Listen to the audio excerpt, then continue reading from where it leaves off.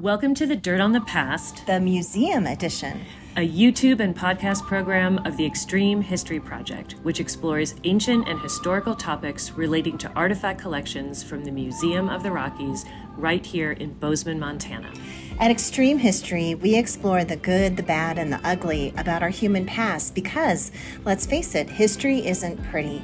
But it's so important to know because it's at the very thing that has led us to the most critical concerns in the present. So join me, Nancy Mahoney, and me, Crystal Alegria, as we talk to archaeologists and historians who have been digging in the dirt and in the archives and in museum collections to uncover fascinating histories that are relevant to today's issues. Welcome to this week's edition of the show. I'm Nancy. And I'm Crystal. And we're the hosts of the Dirt on the Past. And this week we're at the Museum of the Rockies E.L. Wigand studio again. We've been collaborating with the Museum of the Rockies to bring you this newer version of the podcast where you can actually see us. So you can go online, see us, see if we have any images. Sometimes we have artifacts. And this version is called the Dirt on the Past Museum Edition. So you can still listen to the podcast on any regular platform. And otherwise, you can check us out and find us on Facebook or a YouTube channel. So just search for the Dirt on the Past podcast. So today we are incredibly excited. Crystal knows that I'm very excited about this. We are welcoming one of the most influential archaeologists of the modern era, someone who has made significant changes to the way archaeologists theorize and interpret symbolism from material remains, and whose decades of research as the head of excavations at Çatalhöyük has revolutionized our understanding of humanity's transition to agriculture in ancient Anatolia. That's modern-day Turkey. I'm speaking, of course, of Professor Ian Hodder, who is joining us today from Istanbul, Turkey, where he currently holds a position as Professor of Archaeology and the History of Art at Koç University. Professor Hodder, we are thrilled to have you on the podcast today. So welcome to the Dirt on the Past. Thank you so much. And I'm thrilled to be here with you. Wonderful. We're so glad to have you. Welcome to the show. We are so excited, like Nancy said, to have you here with us this afternoon. We always begin by providing our listeners with some background on our guest. So Nancy is going to read a brief bio. Go for it, Nancy. Okay. Ian Hodder received his PhD from the University of Cambridge in 1975. He became a lecturer at the University of Leeds from 1974 to 77, and then returned to the University of Cambridge, where he served as a lecturer in archaeology until 1990. From 1990 to 2000, he was the director of the Cambridge Archaeological Unit and a fellow of Darwin College, Cambridge. In 1999, Hodder moved to Stanford University in the United States, and in 2002 became the Dunleavy Family Professor, a position he has held until just recently. From 1993 to 2018, Hodder served as the director of the Çatalhöyük Archaeological Project and led an international team of archaeologists that has carried out research and excavation of the 9,000-year-old Neolithic site of Çatalhöyük in central Turkey.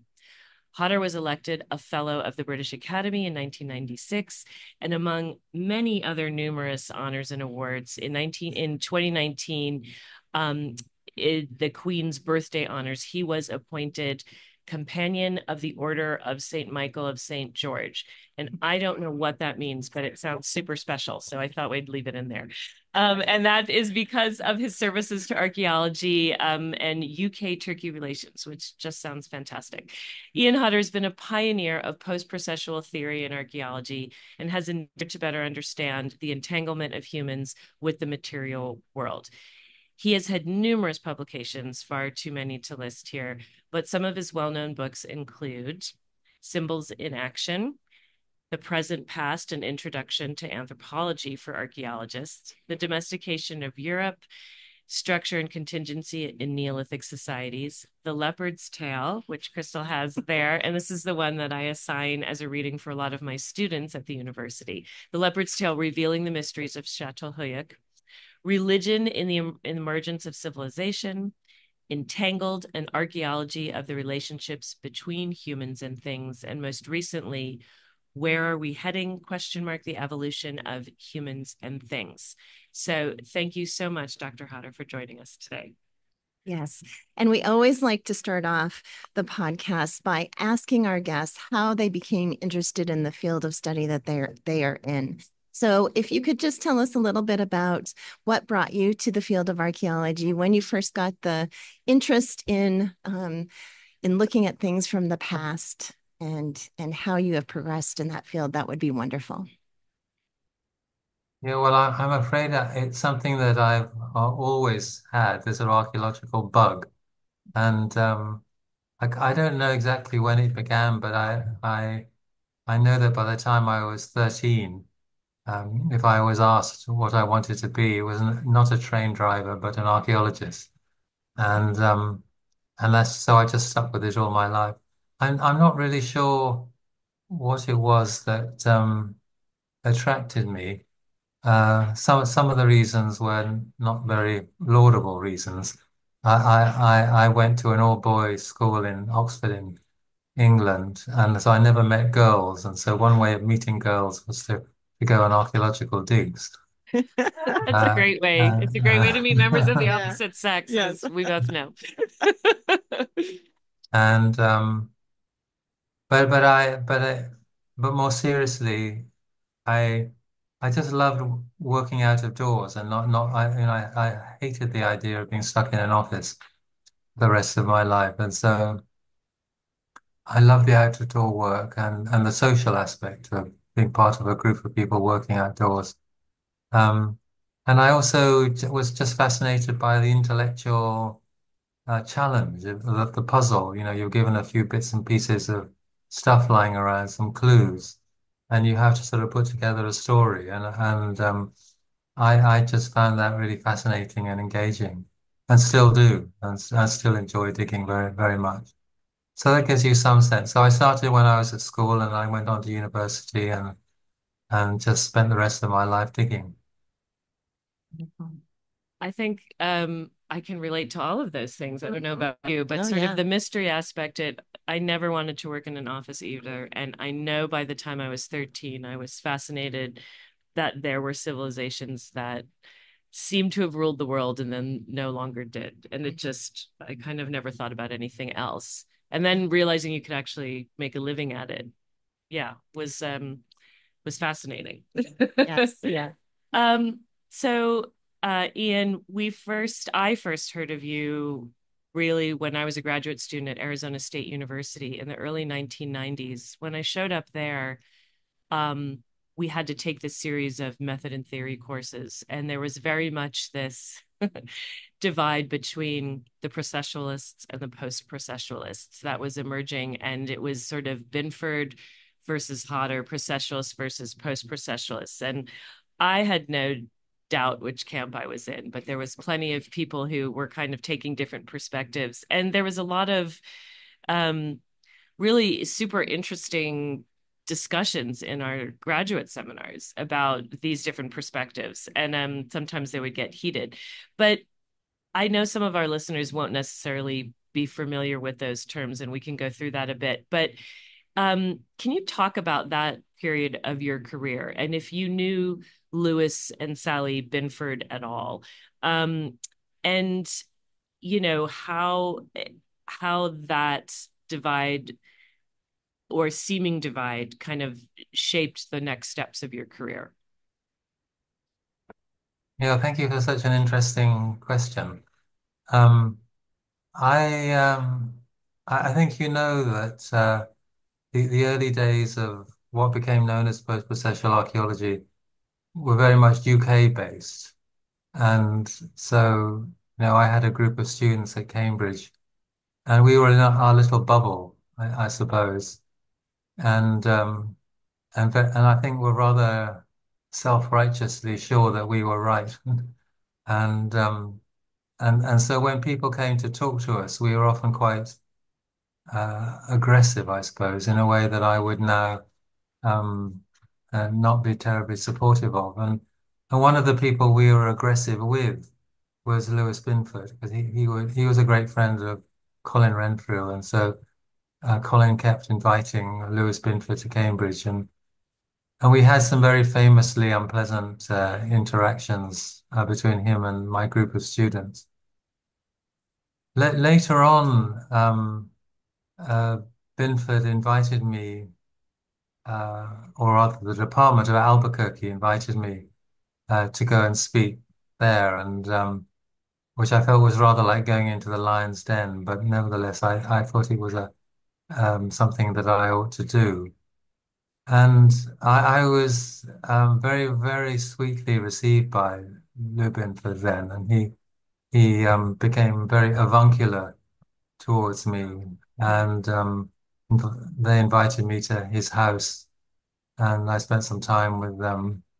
And I can't say that, we were wonderfully warm with each other, but we certainly, I certainly respected him very much, and still think he was one of the greatest minds of the century, and was very, very much engaged and very much liked talking to him.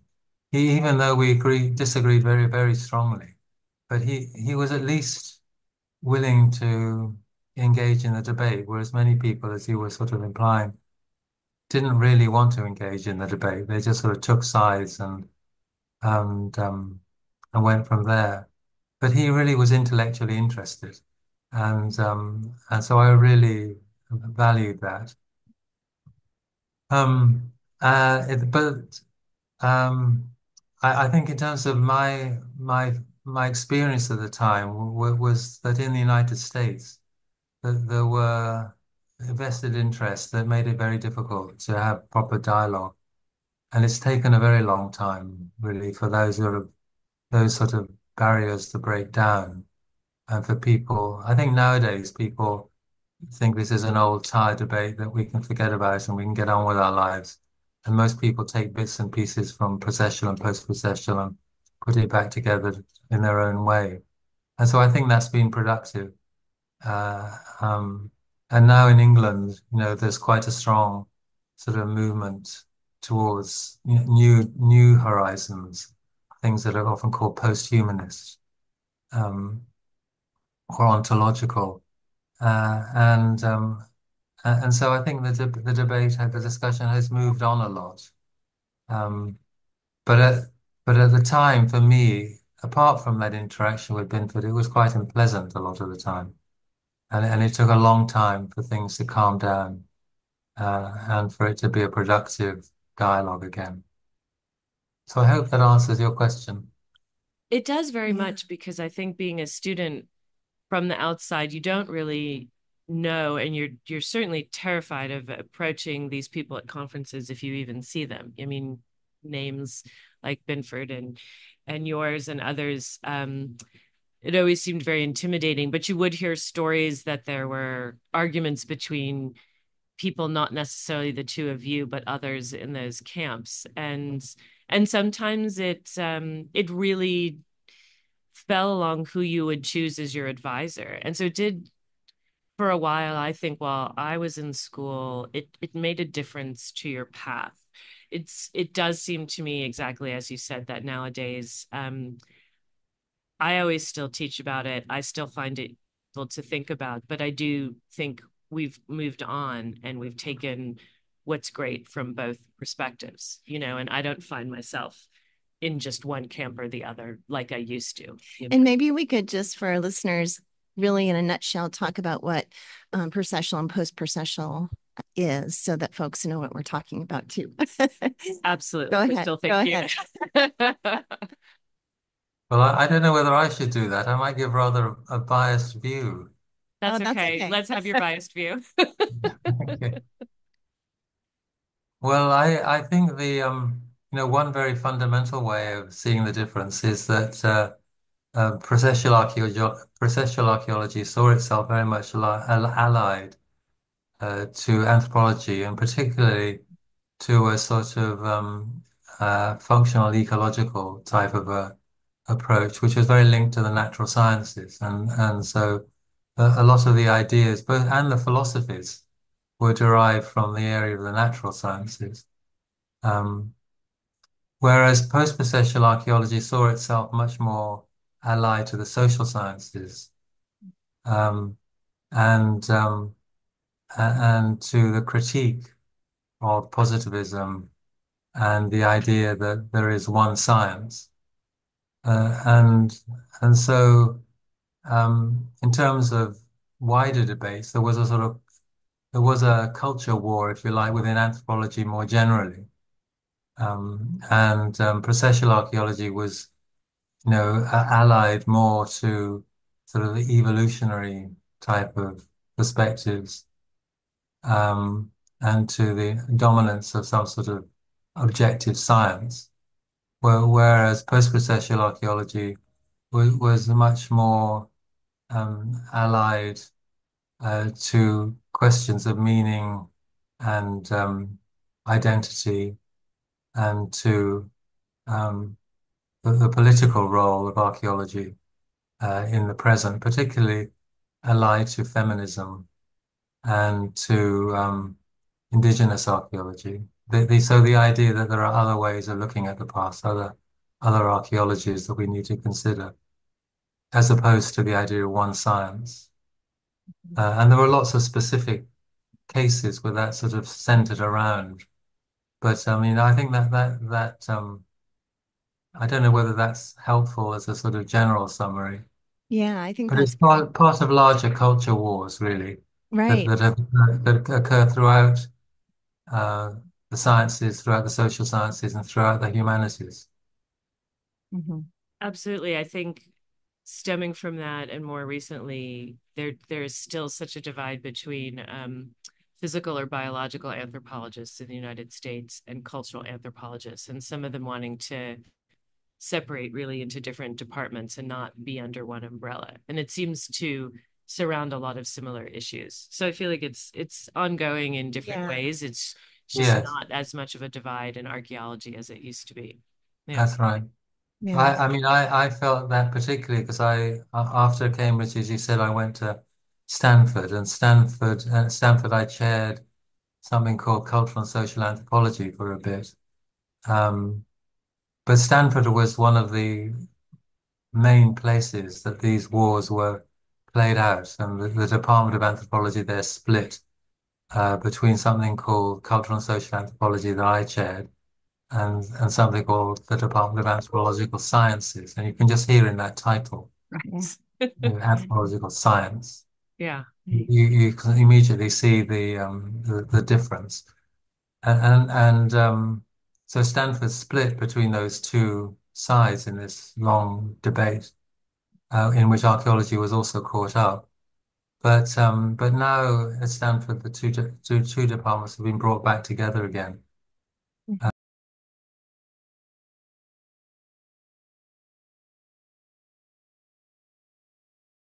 Yeah, Okay. Well, Yeah. I think that gives everyone a We'll nutshell move of on what, from yeah, theory, right? Not yes. everyone likes theory. I love theory, but yeah. So now we'll get to the good stuff. We'll get to the meat of the conversation here. So we want to kind of move to Çatalhöyük because I think that is what we're here to talk about That's the sexy today. one. That's the Yeah, sexy yeah. topic.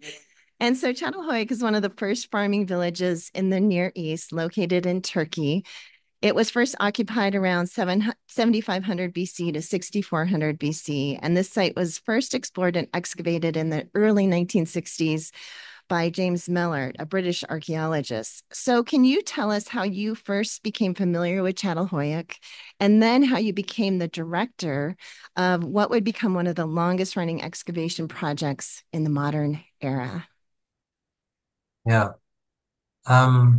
Well, when I was an undergraduate, I was at London in the Institute of Archaeology, and one of the lecturers there was James Mellott, and so I went up to London in about 1968, and in the early 60s, James Mellott had become super famous for finding and excavating Çatalhöyük. Um, and his lectures were absolutely enthralling. He was a wonderful lecturer, very engaged, very excited.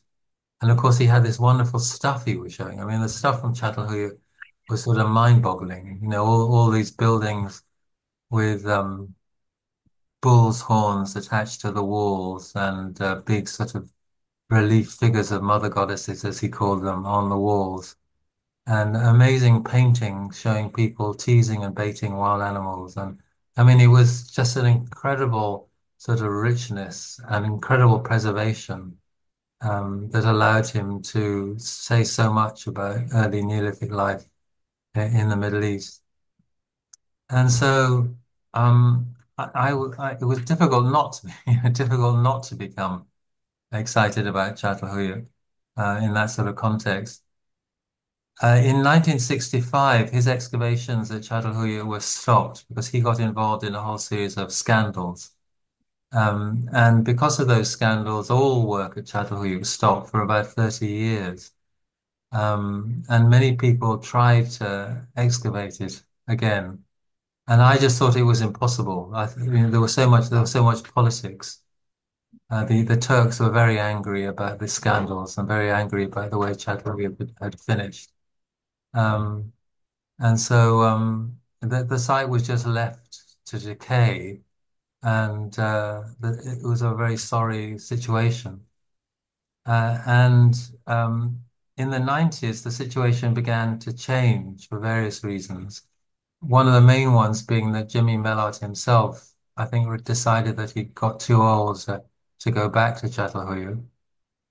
So he gave me a nod to say that, you know, if I could pull it off, he would accept me digging Çatalhöyük again.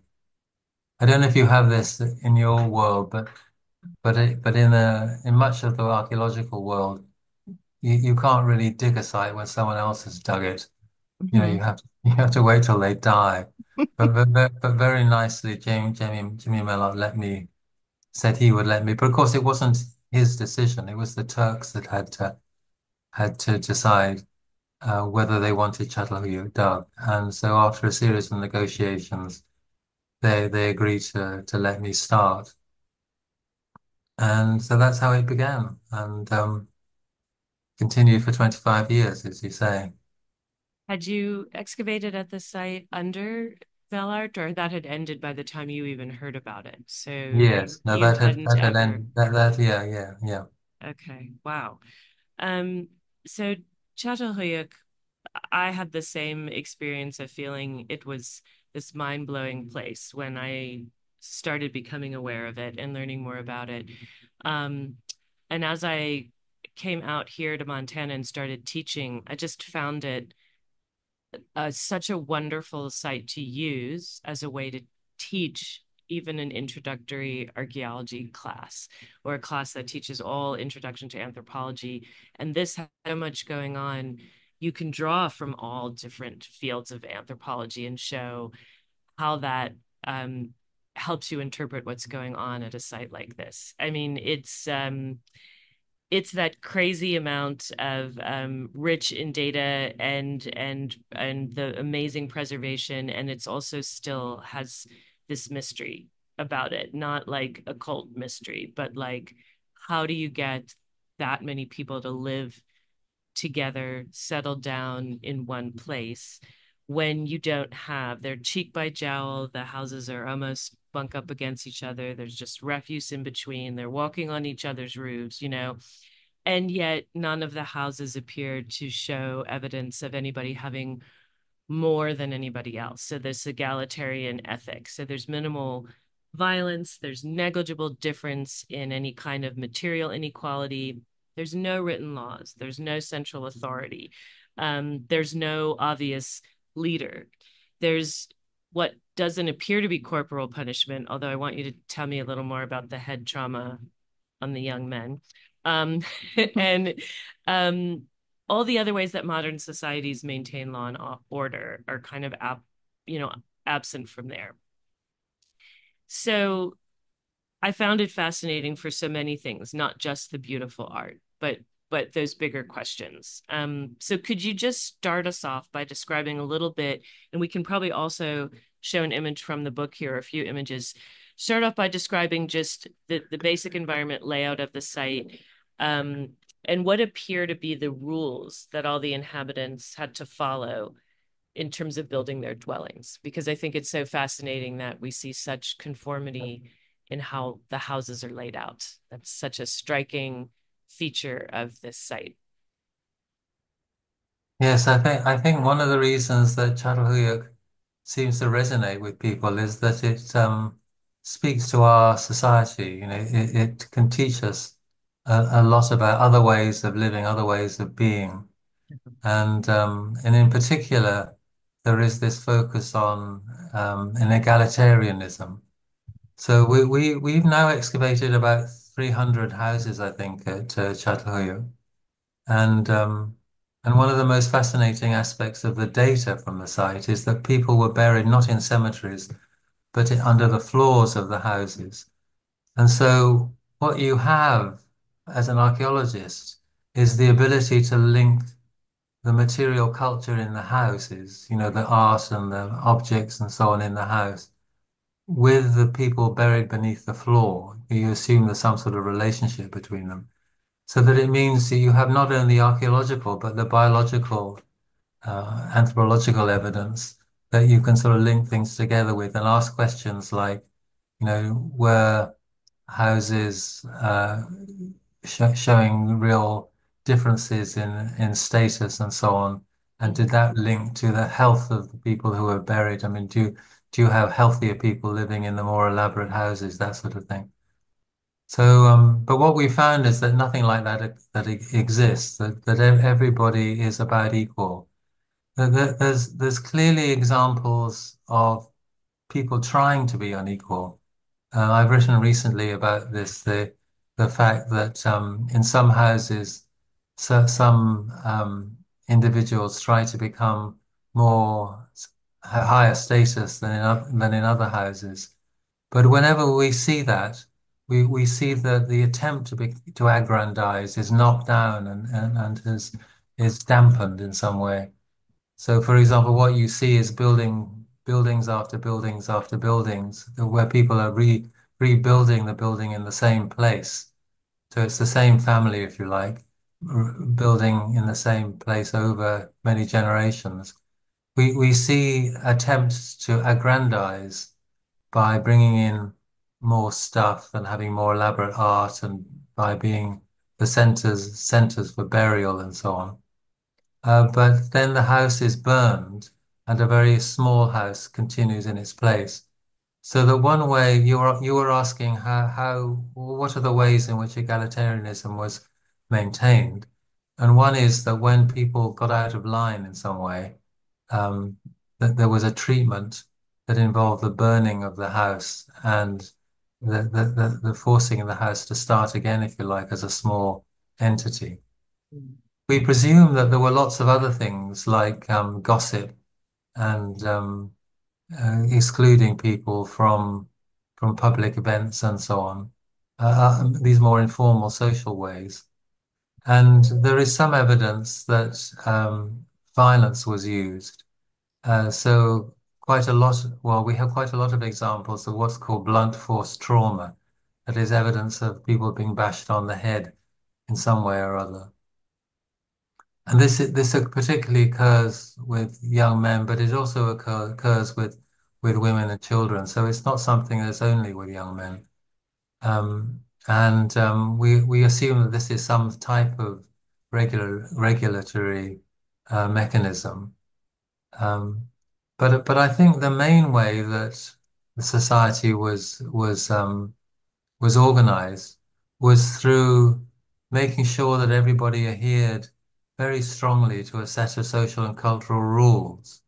It's quite strange when you're digging at Çatalhöyük, because every house that we excavate, we sort of can say we know where everything is going to be, and it's nearly always the case that everything is in the right place. The hearth and the oven are always on the south side. The entrance is always in the southeast corner. The burials are always on the north and east platforms. The art is always on the north wall.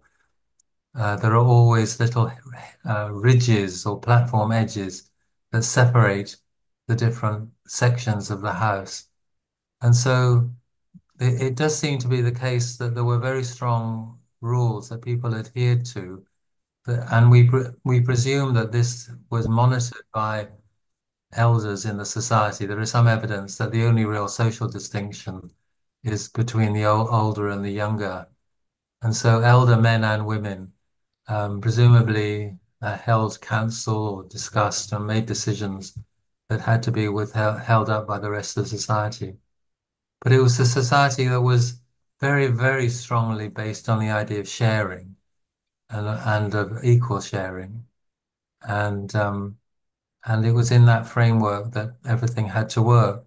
And I suppose that if you didn't really fit in, you left or you were forced to leave.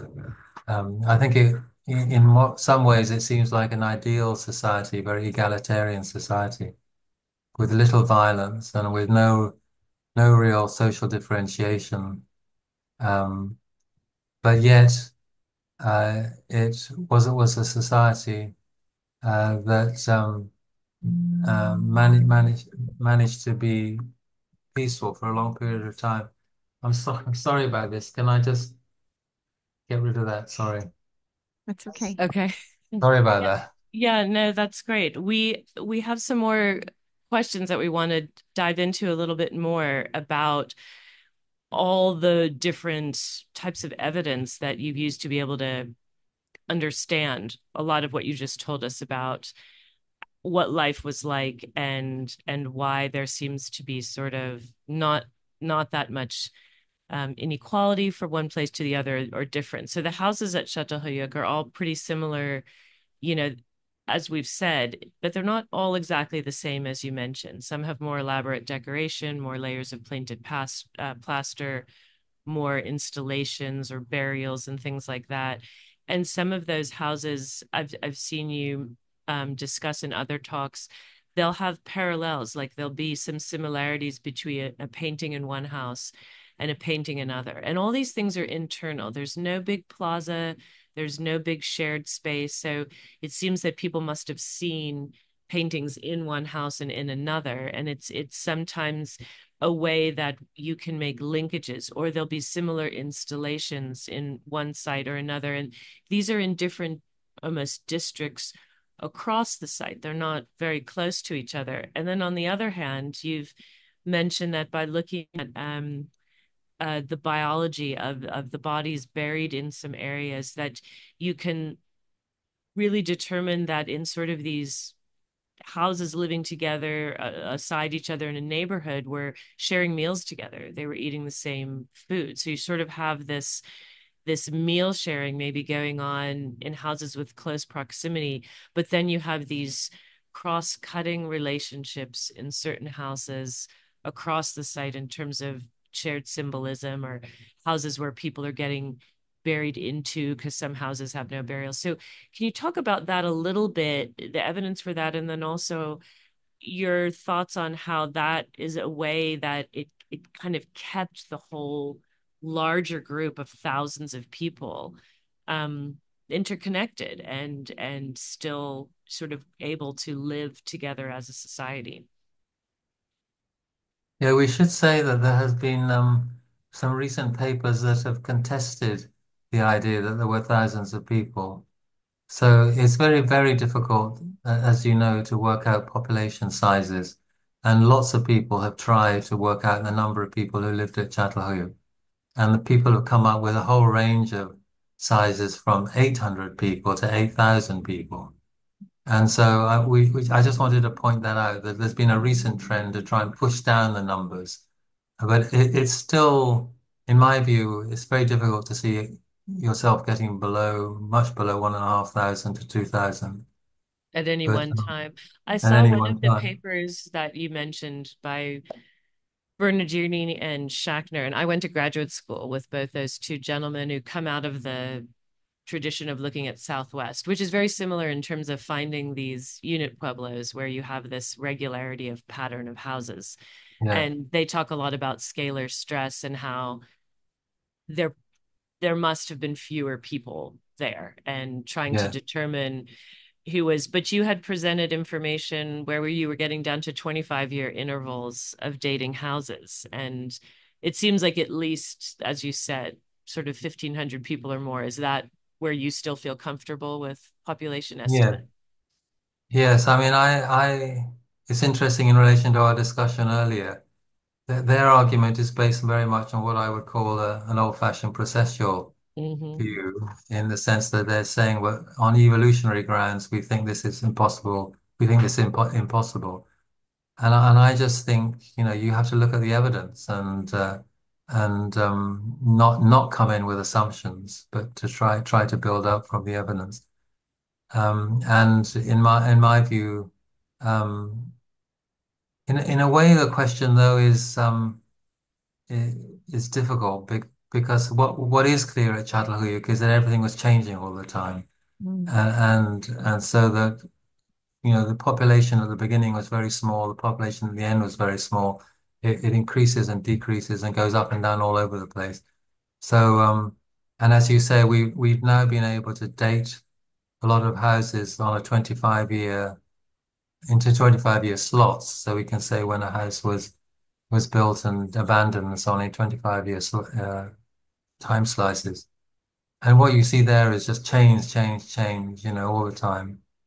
And so in a way, it's a slightly meaningless question. It would, in 7,520 BC, there would a very different population than 25 years later. Yeah. So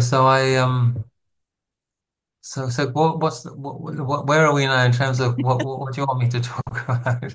Yeah, I That's a, guess what I was trying to say was, and thanks for answering that, that there seemed to be neighborhoods where people were eating together, and then there yes, seemed to be okay. other cross-cutting relationships that Yeah, relate more to symbolism. And that was more about other arguments you had made that people probably had a lot of different relationships across the site, different aspects of their identity, maybe. But I find it so interesting the way that different researchers at Çatalhöyük have used the biological evidence to determine, oh, these group of people were getting all their food from the same place and likely sharing meals. But then we have yeah. looking carefully at symbolic evidence and looking at, well, these Mm. people must have seen the same type of imagery because there's such similarity in terms of the paintings on the walls and things like that. So there's just such a rich bit of evidence suggesting maybe cross-cutting relationships among people across the site. That's right. Yeah. It does seem to be the case that both those things are happening. In other words, that there was clear small neighborhood groups where people ate together, and we see that from the isotopic evidence of the burials in the houses. Um, and then at the same time, there are cross-cutting links, and we see that, well, partly from the evidence of conformity that I talked about before. It must be the case that people were seeing each other's houses a lot because everybody was doing exactly the same thing. So they must be moving in and out of each other's houses. And if you look at something like the art, the reliefs on the walls and so on, if you ask, well, what is the closest, most similar art to this particular building?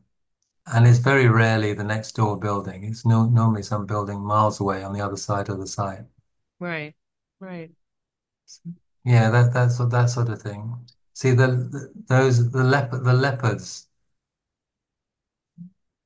Yes, upside down. Oops. There we go. Um, yeah, so those are vultures on the wall there and bulls' heads. Um, We can. you had a picture of the leopards up a minute Yeah. ago. We did. Uh, but anyway, the pairs of leopards are found scattered all over the site. They're not in one sort of concentration. Right. I've seen you talk about that, where the leopards always seem to come in pairs. And so that's a Yes. theme that's repeated, but not anywhere near each other necessarily, in different Yes. homes. When you're looking through the book, there we are. Well done. Yeah, very cool, huh? Yeah. So those pairs of leopards, actually, it's a good example of the two aspects. I think those two sets of leopards are above each other from one house to another house through time. So one house was lived in with leopards, and then they knocked it down and built another house on top, and again put leopards in the same place in the building. So that suggests a local continuity, but at the same time, there are other leopards that are found at different points across the site. I should just, I'd like to just respond to something you said earlier, Nancy, which is that there are no public spaces and so on. And in that sense, it's very unlike the American Southwest stuff, which have, these sort of ritual Right. kivas and ritual plaza spaces. But on the other hand, what you have at Çatalhöyük is the roofs. Yeah. Yeah. And it, although I don't think the roofs were some sort of flat, thing. We have evidence of lots of building and activities on the roof, so I don't think it was straightforwardly an open plaza. But I do think that moving around, I do think that people were moving around on the roofs, and that created a sort of social space. And of course, the art also shows very large groups of people gathering together and involved in these rituals that involve teasing and baiting and killing wild animals. And I want to get back to that in a minute, but let's take a little turn, Crystal, and Yeah. ask your question here. Yeah. So, you've mentioned earlier in our talk today about the burials, and burials are fascinating, and the burials here at the site are really very interesting. So maybe you could speak a little bit to those burials in those houses and how some of those burials have decapitations and different body parts moved around and all those sorts of things. This is my favorite part of Çatalhöyük. So. Yeah. Well, in very simple terms, burial at Çatalhöyük changes through time from being very primary to being very secondary. And that may not mean very much to all your listeners, but what I mean is that early on in the sequence, you died and were buried, and you were left there on the whole. Through time, you died and were buried, and then were dug up again, and parts of your body were circulated. That includes all parts of your body, but in particular, it included skulls. So not everybody had their skull dug up and removed and circulated and redeposited. But while I'm talking, can you find the picture Yes. of that one? Here we go. Yeah, that one on the bottom right and on the top right. What that's showing is a woman in a grave holding the head of another woman to her forehead, and the head was plastered multiple times and painted red, and the features were recreated in the plastering. And so that seems to be a head that was kept and held and circulated for quite a period of time, repainted at least 4 times. Do you think that they But would have these heads in their houses? yeah, so They when would you display visited them? Çatalhöyük, it was certainly the case that you would go into houses and there would be humans there, but also what we think of as dead humans, but I presume they thought of perhaps as living humans. Um, and uh, and they would be there, be part of life. Not only the heads, but also body parts and perhaps the whole body. Mm. But we now think that there was something that we call delayed burial at Çatalhöyük. It seems quite clear that after you died, at least in the later levels at Çatalhöyük, after you died, your body was somehow dried or smoked or in some way treated such that there was not much left except bone and skin. And this sort of bundle could be broken up and moved around and treated in a whole series of ways. But one of the ways it could be treated would be for it to be buried. and then perhaps later bits and pieces dug down and taken out again. So a long, long, complex process of dealing with the human body.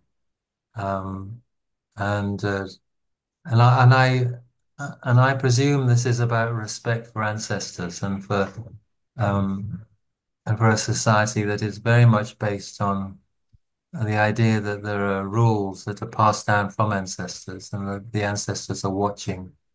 There's lots of evidence of sort of communicating with the ancestors. Uh, and so, uh, yeah, maybe I could talk. Does that answer your question, though? Yes. Yeah. Did you Yes. wonder if the house, You, if the head was ever displayed, like in a yeah. niche or something? Were you wondering Yeah, about it sounds that like when we that. talk about it Yeah. being passed around? Do you It think sounds like it was. a Yeah. head like that, which is a bit maybe not as common as other body parts, but do you think ever sometimes, because we see plastered heads at some other sites in the sort of Near East area, Yes. but at Çatalhöyük, do you think they were ever just displayed on their own? Yeah. Because that one was replastered 4 times and then ultimately buried with her. Maybe it had been buried with someone else before and redug up, or maybe it had been displayed along with other things. Do you have thoughts on that? We haven't found um, a head which is in an obvious display location. The only example that's close to it is that in the Çatalhöyük houses there were pillars around the house, and these pillars came up and they had a platform on top, what I call a pillow. So you have the post which is plastered, and then you have this sort of pillow thing on top. And just here, oh, anyway, just by the post, Yeah. we found a head that looked like it could have fallen off Oh, Okay. interesting. the pillow capital. But I mean that's the circumstantial evidence, and we don't have clear evidence of the display. But I think the fact that they were quite often painted and this one case, and perhaps a few other cases, plastered. I think that all suggests that they were displayed in some sense. Mm. Yeah, fascinating, fascinating. So interesting. Did So, you want to ask Yeah. anything else nope, about nope, burials? nope. Okay. That's good. All That's right.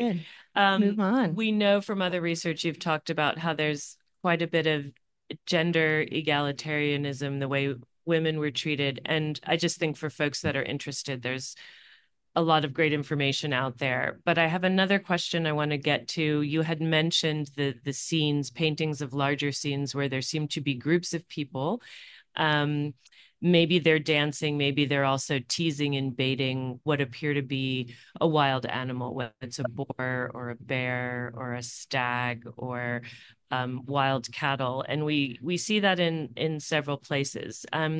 You've also talked about a little bit of shared imagery that we have between Çatalhöyük and the site Göbekli Tepe, that's also in Turkey, southeast Turkey, that was first constructed, over 9,000 BC, and that's by a foraging population that is starting to, I guess people sort of describe it as being they're intensively using cultivars, and they're sort of in the formative stages of domestication, but they're still very much hunter gatherers. And then on these gigantic pillars that they come together to create, and that's a whole other podcast and a whole other site. But there is some imagery of some of these wild animals. That's, there's 2,000 years difference there, but I think about that. I think about things you've tied together, and there's evidence for feasting at Çatalhöyük that's been talked about, where maybe after one of those events where they're teasing or baiting, I don't know, maybe they're trying to catch an animal because they're in that process of domestication, but then there might be feasting on wild animals. But it seems that the everyday diet, if there was meat included, it was sheep. It was domesticated sheep at Çatalhöyük. So there seems to be kind of a separation maybe between feasting and wild animals being the food consumed versus the everyday diet. And I promise there's a question coming. So there seems to be so much important imagery about wild animals and then the use of their body parts in these installations, whether they're leopard claws or bear claws or boar tusks or the cattle horns. What do you think about all that and what it might be telling us about this transition to relying on staying in one place and relying on domesticated plants and animals? Because it seems that so many people have said elsewhere, it's a different way maybe of humans seeing their place in the world. And it's so interesting to me that a lot of the imagery in the installations are about this relationship with what is not domesticated, and they're not focusing on that so much. I know there's maybe a couple of exceptions with the seed and the placed in the bottom of a figurine, but what are your thoughts on that? Yes, I mean, the links between Çatalhöyük and Göbekli Tepe are quite remarkable, and many Turkish archaeologists are pointing to them. It's not just Göbekli Tepe. It turns out that in Southeast Turkey, there's a huge number. I don't know how many there are now, but 20, 30 sites that have these enormous pillars with art carvings on them. And they're now called Taştepeler, the Taştepeler phenomenon, which means stone mound, because they're all very much based on stone, whereas Çatalhöyük is based on clay, mud brick, and so on. And it's very difficult not to see the Taştepeler symbolism as about shamanism and about animism. Um, the the, um, the images are just sort of really striking with things like wild beasts. I mean, you can't always say that they're a particular type of animal, but wild beasts taking the heads of humans and flying off with them, or humans turning into wild beasts, or humans turning into birds, or birds turning into humans. I mean, it's just extraordinary symbolism, really, really exciting. Um, and I interpret this as being very much about a set of beliefs in which wild animals are seen as animate and have a real ability to preserve and look after society, or they have to be involved in rituals in order for society to be able to continue. So it's a world in which um, giving to and placating and honoring wild animals is necessary. Um, and and what you say is in a way the most extraordinary part of it, which is that even as people start really getting into agriculture, they sort of emphasize all this stuff. And even 2,000 years later at Çatalhöyük, it's still the case that that set of ideas are now aligned with the ancestors. I mean, what's really, true at Göbekli and these other sites, and probably also, probably also all the other sites, is that this set of beliefs about the wild animals is closely allied to the ancestors, and that there's some sort of way in which the ancestors and the wild animals look after each other, or are involved in a world where both have to be placated and engaged with. And that's still the case at Çatalhöyük. The dominant themes at Çatalhöyük are wild animals and ancestors. And it's still the case that at Çatalhöyük that's what people are really focused on. Their whole lives seem to be centered around that sort of world, whereas sheep just don't get a look in. They're 90% of the diet is based on domestic sheep, but there's no domestic sheep in the symbolism and the art, or in the stuck in walls or so on. And And the archaeobotanists at Çatalhöyük will disagree with me, but there's not really anything to do with farming either. I mean, with agricultural farming, very difficult. I mean, it's obviously much more difficult with plants to sort of identify ritual behavior. But on the whole, we haven't really been able to pick up some really. We've done lots and lots of flotation and study, and you can't really point to much of it and say, this is showing that there's a wide range of symbolic beliefs around plants. So, so it's just fascinating, that it's almost like agriculture happens when people are doing something else. They're doing something else, and agriculture happens by mistake, and then, oh hell, what have we done? Yeah.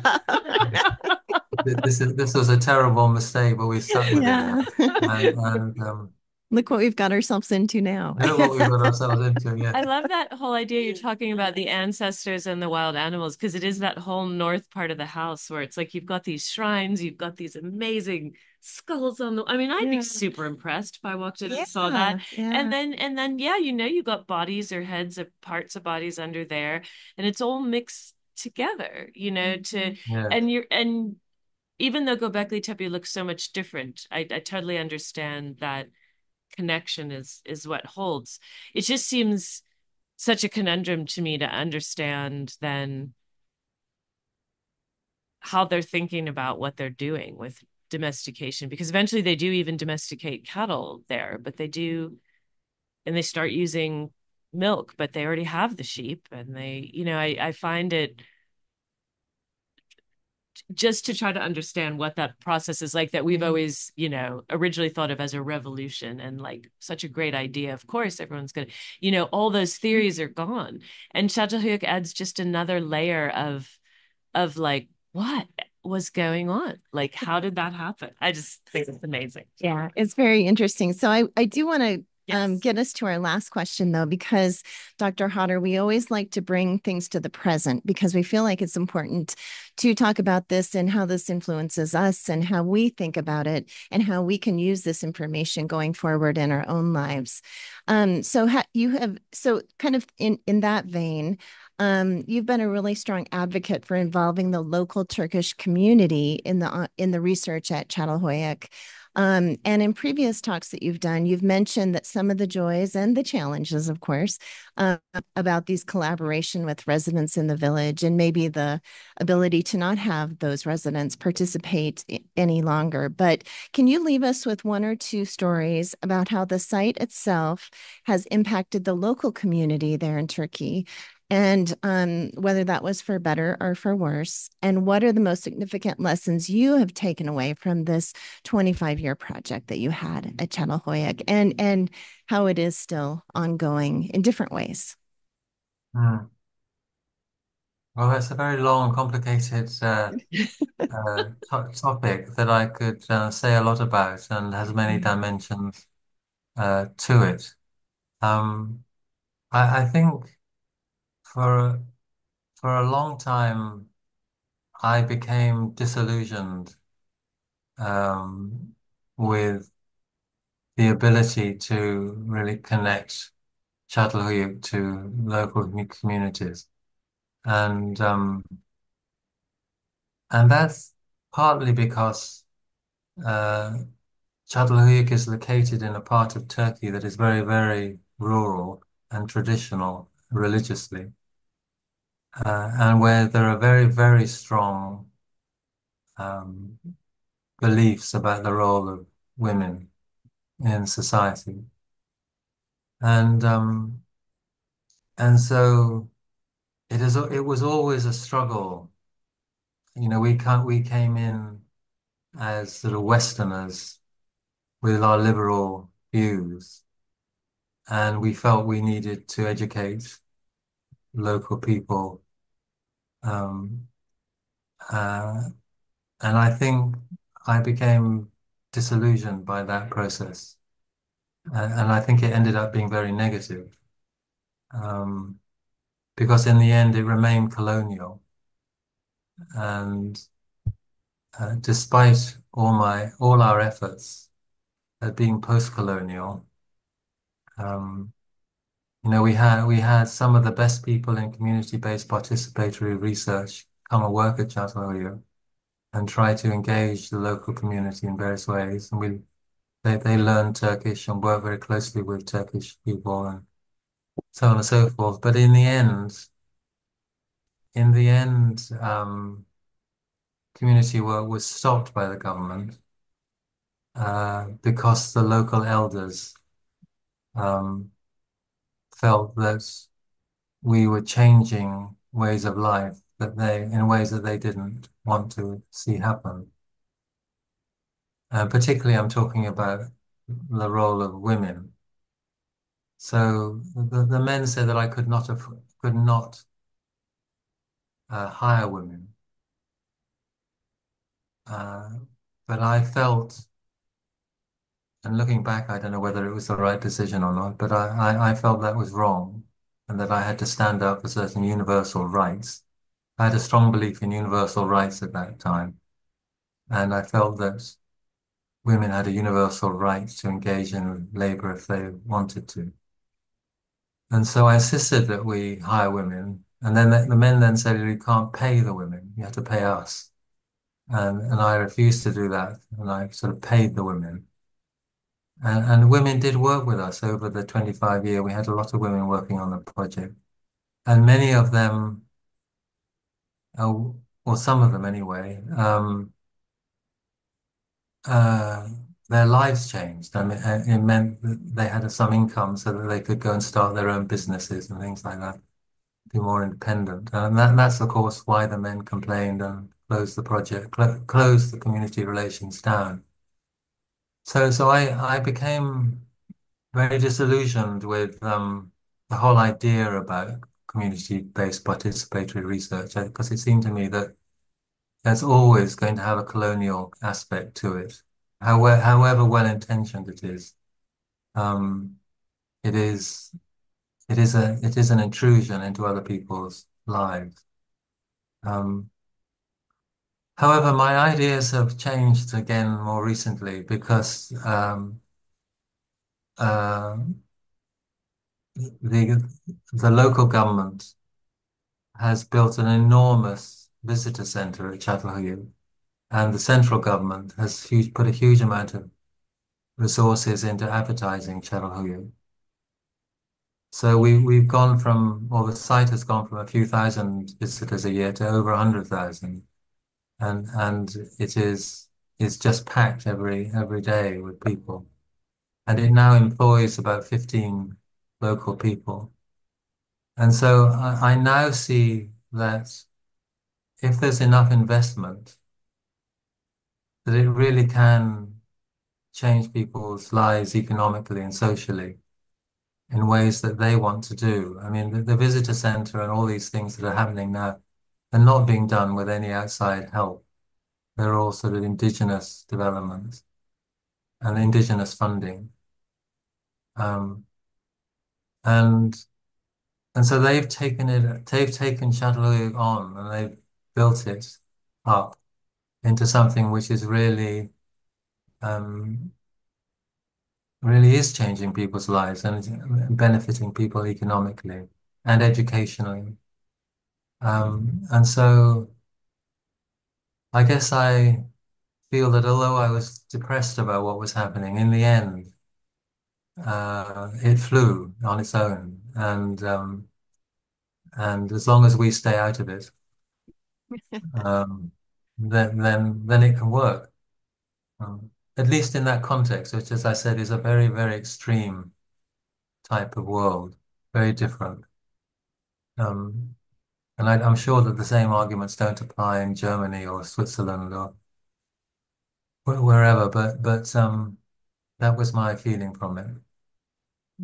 Thanks. Yeah, thanks for sharing that. But I do think there's so many parts in the world where that would make sense if it's not ideas that are coming directly from the community to take on. There's going to be that tension. There's so much more we'd love to ask you about and talk to you about, but we've reached the end of our time, sadly.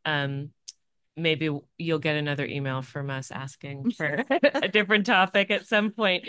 But we'll have to leave it there. And we just, again, we want to thank you so much for taking the time and answering our long implications and sharing your thoughts and insights. It's been such a pleasure to have you on the show. Thank Well, you so thank much. you very much for doing this podcast series, which is really wonderful. I looked at some of the other Oh, good. podcasts and they look really great. And thank you for being so well informed in your questions. It's been a real pleasure. Thank you. Wonderful. Well, thanks again to you and to all our listeners out there for joining us today. And if you love this podcast, please tell a friend and make sure to subscribe so it shows up in your podcast feed each week, and leave a review on Apple Podcasts or on Spotify. Thanks for listening today, and we hope you can join us again to find out more about the dirt on the past. And thank you, Dr. Hodder. It's been such a wonderful conversation. We truly appreciate it. And also a big thank you to the Museum of the Rockies for the use of this beautiful studio space. And thanks so much, Ashley, for helping us today. Yes. back in here. Yeah, Ashley helps us behind the scenes. So thanks, Ashley, so much. And thanks to Chelsea Hogan, and thanks to Lawson Alegria for mixing the music. Thanks, everyone. Have a great day. So we're officially done now. And we'll send you a link so that you know the podcast is out there, and a link to the video too. And thanks for your patience dealing with not getting the script and all of this. I think from our perspective, it was a lovely conversation, and I think our listeners will enjoy it. Good. Thank you very much, and good luck with it. Okay. Thanks so much. Thank you so much. Take care. Bye. Bye. Bye.